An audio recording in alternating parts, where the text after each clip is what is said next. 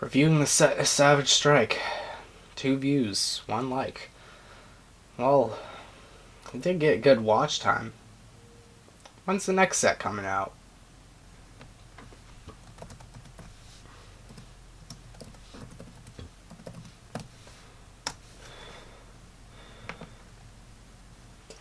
Dark Neostorm launch date 5/3. May 3rd.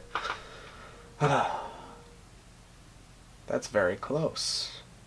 Hello guys, and welcome back to another video. Today we are going to be going over the set Dark Neostorm, which will be coming out pretty soon. As of when I upload this, it should be the pre-release in which you get this video. So I'm recording it, of course, before then. So we do not have every single card confirmed in every slot, but we know most of the cards that are coming out. Currently I know 7 of the secret rares, and most of the other stuff doesn't matter, but certain stuff, generally only the secret rares really matter to know their rarities. And we have 7 of them. There's just one more, and I think I know what it is. So I'll generally make my prediction. It'll be out, so you guys will know if I'm right or wrong. That being said, I'm also trying to remember the names off my head, so do forgive me if I mess up a few cards or something. But with that out of the way, let's get right into the video.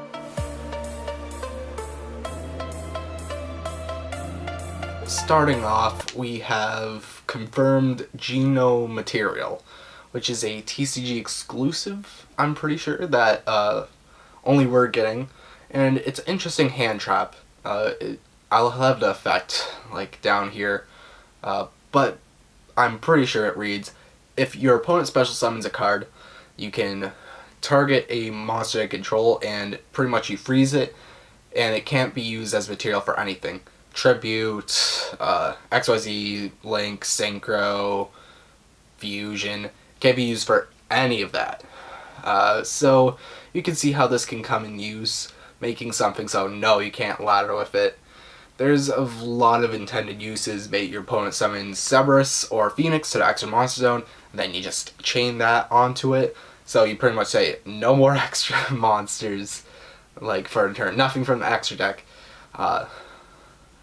So there's, like, that's kind of what the idea of the card is, and it's very hyped up, surprisingly.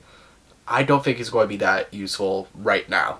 Right now, definitely not, because a lot of decks do not really care, I feel, to have one thing locked.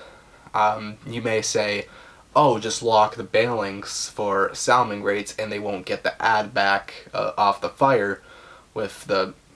And yes, you are right with that.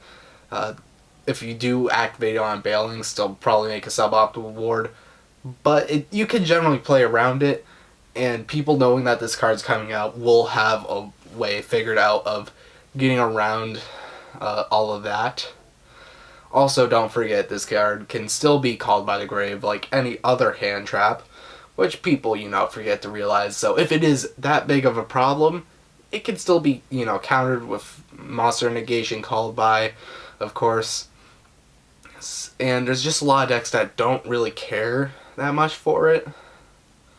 Like, they don't really, care that much. But I can definitely see something coming out in the future being, especially with this format being like, 11 decks contending. Sure, it's like 3 big ones, but generally anything can, go in and beat these decks. Otherwise, there isn't, anything that really demands this card as a good hard shutout. But something later could probably do that. Let's say there's like a Spirals came into the format again, and they start off with the, Super Agent. If you activate on Super Agent, they can't really do too much, I would say, after you lock out that little bit extra monster zone. So they're summoning out other things, but they'll need other extender after that, and they can only use their main monster zones, which there isn't too many good, I would say, things to go in the main monster slot that really builds you up, especially when most of the combos would go into other things And your arrows will be very awkward at that point, I would say. Like a weird scenario like that, the card can become good.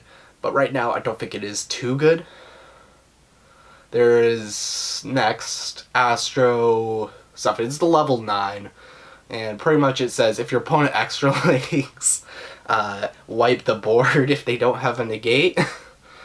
But I think if it has 8 or more link monsters in total on board. So if they do have an extra link, it's mandatory to have 8 arrows, just how it works. Because 1, 2, 3, 4, 5, 6, 7, 8 to do the whole U. And that's at minimum. You can special summon the card, and if your opponent controls board monsters, you can send the opponent's link monsters to a grave. So that's generally the basis of the effect, and it cannot be destroyed by card effects. So let's say it gets solemned or something randomly, the thing will still stick on field at least, even if its effect is negated. So that is an interesting card too. I don't think we need it right now. I don't think it's going to be crazy. But I remember, I think we saw it before when like Gokis were out and we're like, oh my god, I don't know. But it's a good card if that ever becomes a problem again. There is the little like baby firewall. I think it's like a level 1, level 2. You can summon it from hand and search. The card's not really that good. So I don't think I need to talk about it too much. There is Miko, the World Chalice something. It's a level 5 synchro, and everyone's been hyping this up. I'll admit, I do not know the extent of its power. I've not really seen it be used. That's kind of my fault for not, catching up with the OCG or something like that. I've just not been paying attention. But I can definitely see how it's powerful, because it has an effect on summon to add a World Chalice. And then when it's sent to grave, it can special World Chalice from deck and grave. So it seems pretty powerful on that point, so I can see why it is super powerful.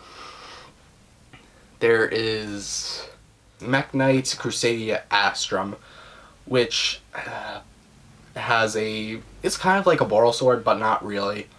It's Link 4, has those 2 names, which is interesting. When it's Link summoned, it can't be targeted like a Borreload, but not by only monsters, by everything, so that's nice. If it attacks a special summoned, it can gain the attack of that monster, and the attack of that monster is already 3k. So it'll be like Boral Sword on the first attack, and if you use the Boral Sword's effect, and it will be attacking for 3k. But it doesn't have a third attack. So that's an interesting part of the card. It also has effect if it is sent to the graveyard. You get to shuffle 1 card on the field, not targeting too. So I would say it's if you need to summon a Boral Sword going first, this is the thing you summon instead. Because sure, Boral Sword is definitely a better OTK piece just because of the second attack. Even though it still has the first attack ability to, go in for 6,000, the card doesn't gain the attack permanently and gets a second attack. But maybe with the Crusadia names, it could do that. I do not know. So it may have the extra use in there. Otherwise, it is a little bit of a more stunny, powerful Boral Sword, just without the OTK potential of Boral Sword. So a card is still very good. Really is a power card. There is the spell, Signet Mining. You send card from hand to grave, and you get to search a level 4 lower Cyberse. I think you see why it's powerful and what it's powerful in. First, if Cyberse become good, that's going to be a thing. But it also searches Gazelle. And you get a picture card from your hand, which can be useful if, you have like Spinny or something, or one of the bricks that you want to engrave, like, let's say Falco, Jaguar, Foxy if you need to pop a Floodgate. So those cards, they're really, really good. And you get to search Gazelle right after. It's crazy. So that is a very good card in that respect. In any other deck, it doesn't really care. It's only really Salamangreats that want to pick up that card. So remember, that's a card. It's pretty much Lady Debugger without having to use your normal summon. just only pitch a card, which is barely a cost. And then there is Cherubni, the Dark Angel of the Burning Abyss. The one card I want out of the set as a Burning Abyss player. We finally getting it. It's really good for the archetype. I don't really see it getting abused in other archetypes as much. I've seen combos before with like prank kids randomly when like Brilliant Fusion was good. Well, let's be honest. It's good if you're using Brilliant Fusion engine. If Brilliant Fusion was still at 3, Cherubni would have more value. Because Orphis Scorpio and Darling Cobra are both level 3s, so you can pretty much link those off, make a link 2, and then summon Seraphinite 2 points of that thing and get the extra normal summon. And you'll have a dump for a level 3 if you do need it. So yeah, Cherubni is quite good in that respects. But Brilliant Fusion is to 1, so I really only see it being abused in Burning Abyss. It is a very powerful card for them. It's pretty much guarantees the extender, and all you need is like a mediocre at best hand, and you can pretty much make a Beatrice. So I really like that card coming out. It is secret rare though, so take the money. And that's all the secret rares.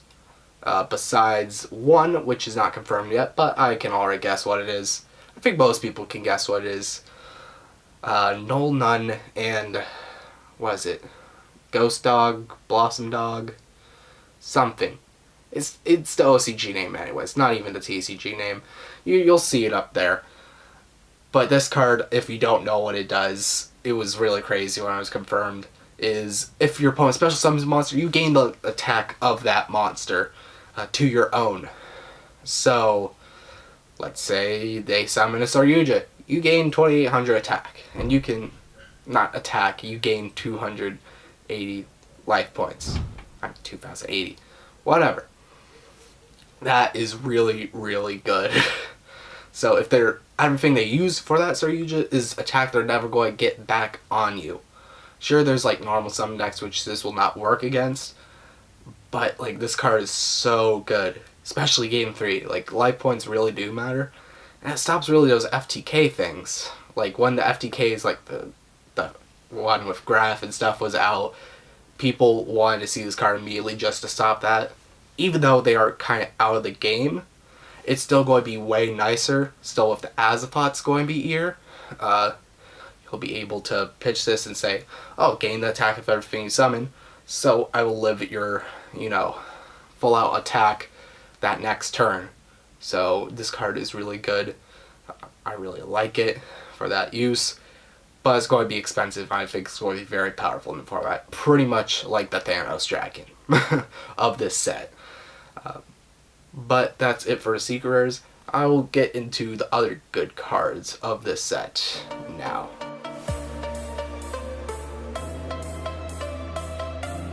Right, so there's a few other good cards in this set, I would say, that are worth a bit of a mention. So I'll do them pretty quickly, since I think I spent most of my time in this secret rare. Then I'll get to my thoughts.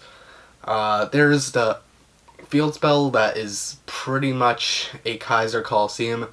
Pretty much you can only have equal amount of monsters, and if you have monsters at the end phase equal to amount or something, the card blows up. So pretty much if you have no monsters, your opponent can't summon anything. The card is very annoying, so Chain Burn is going to have a lot of fun with it. Any burn strategy will have fun. Other things, no.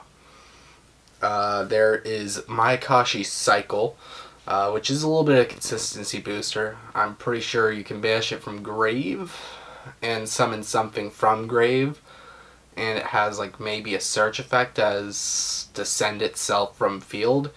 I don't know exactly what it is, but it's pretty powerful for the deck. There is the 2 Orcus cards coming out. There's the XYZ monster, and there is the pretty much Infernity Barrier Trap card. So we got counter trap, negates, and you can banish it from grave to search a dark warrior. But remember, it can still be set off Galatea, so very good in that respect. All you need to control is Orcus Link monster. There is the XYZ, which I'm pretty sure is a target send, which I think you can use a Orcus Link monster as material to summon it. So you don't have to use 2 level 8s, as it is a rank 8. You can just use a link, I'm pretty sure. I may be wrong for that. But I forgot to get my last bit of research on some of these cards. There's the Weather Painter trap. Even though Weather Painters, they're very forgotten, this trap is very good for it because it had the problem being slow. You want to get monsters out fast enough, but this card says summon from the deck. You pretty much give your monster effect to pretty much banish itself and summon the other one from deck. And if you know, the banished cards will return at the next end phase, so you can see how this quickens up the pace of getting monsters out. It'll put up something probably that, has effect on summon, I'm pretty sure. I'm pretty sure the lightning one can set a trap directly from deck or something. So you can pretty much get that. I don't know. But I know it is very powerful for that deck. It makes it a lot faster, which will give it a lot of help. There's a few more cards. So there is the Crusadia Quick Play, which pretty much has the effect to say you cannot respond to effects. So that could be pretty powerful, I could say, because regular Crusadia would have a problem with, being disrupted. Get to it in the first place, is a little bit of a rough patch, but otherwise, it seems pretty good in that respect. And then there's a Mermail Link monster finally coming out for us. And that's most of the cards that is actually, important. That isn't a secret rare.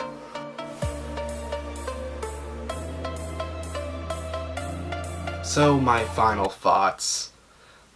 This set, I'm going to say it looked way more impressive starting off. Savage Strike didn't look super impressive getting into it, and it ended up being okay, I would say. There's still a $100 card in that set. It's ridiculous. A very powerful card too. This set, even though it was hyped up way more, I don't think it will be super crazy, actually. I think it will be pretty basic. I don't think any cards are going to go, ooh, actually, never mind. We have that hand trap. If it is secret rare, it could be very bad, I would say. Yeah, I feel in this format it would be pretty bad to see, because, Salaming Rates, you're still going to gain life points. Most decks, you're going to gain a lot of life points off. It's only really Sky Strikers, True Dracos, and Alter Guys, if you even see it, that don't care about being hit with a Null Nun. So I think the card prices will be a bit crazy for this set too on secret rares, especially since there's no real incentive, I feel, to open as much outside of the secret rares. There's not many too powerful cards outside of it. Sure, there's random support cards for a bunch of the archetypes in the 3 archetype sets, Dark Saviors, Spirit Warriors. They got a lot of support for that stuff, but were they good? Not really. There were certain good ones, certain ones that are perfectly fine. They'll get incorporated quite well. The only one that I thought would stand out, I would tell you guys, is the Weather Painter one. But they're all pretty much at very low rarities. There is most of the ultras kind of stink. There's the Mermail one, which I talked about. It's the Link monster. It's still not going to make too much of an impact. And then there is the XYZ Orcus monster, which will make some sort of impact. I've heard that deck being crazy, so I'm definitely not going to underestimate it, especially since it's a dark, and I think it can detach immediately, which means the quick launch plays, which would be annoying going into calamities and stuff like that. But outside of Seekers, I think that's literally it, most impactful things. And also that field spell I talked about, that's only a super rare.